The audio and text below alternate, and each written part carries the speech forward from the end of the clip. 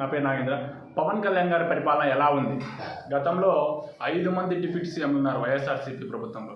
ఆ 5 మంది డిప్యూటీ సీఎంలు చేయగలిగిన పని పవన్ కళ్యాణ్ గారు ఒక్కరే చేస్తున్నారనే సంతృప్తిగా ఉంది.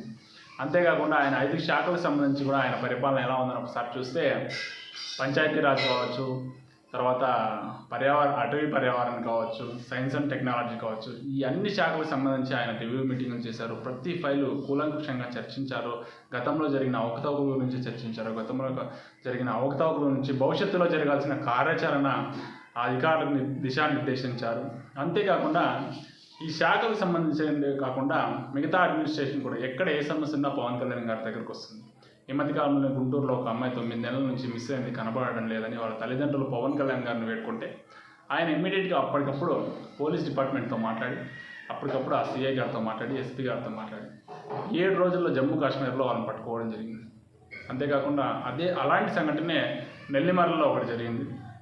అది లోకం మాధవ్ గారు అసెంబ్లీలో చర్చించడం జరిగింది. మా కాన్స్టిట్యున్సీలో కూడా ఇలా ఒక అమ్మాయిని మిస్ అయితే 28 గంటల్లో పట్టుకున్నారు. పట్టుకుని ఆ కుటుంబ సభ్యులకి అమ్మాయిని అప్పగించారని చెప్పడం జరిగింది. వెంకటగిరిలో కూడా ఇలాగే జరిగింది. ఇలాగా ఆ శాఖ ఈ శాఖ అని సంబంధం లేకుండా ఎక్కడ సమస్య ఉంటే అక్కడ పవన్ కళ్యాణ్ గారు అధికారులతో మాట్లాడి వాటిని తొందరగా పరిష్కరించడానికి ప్రయత్నం చేస్తున్నారు. ఇలాంటి పరిపాలన కోరుకున్నాం. గతంలో ఎప్పుడు సినిమాల్లో చూసాం ఇలాంటివి, ఇప్పుడు ప్రత్యక్షంగా చూస్తున్నాం.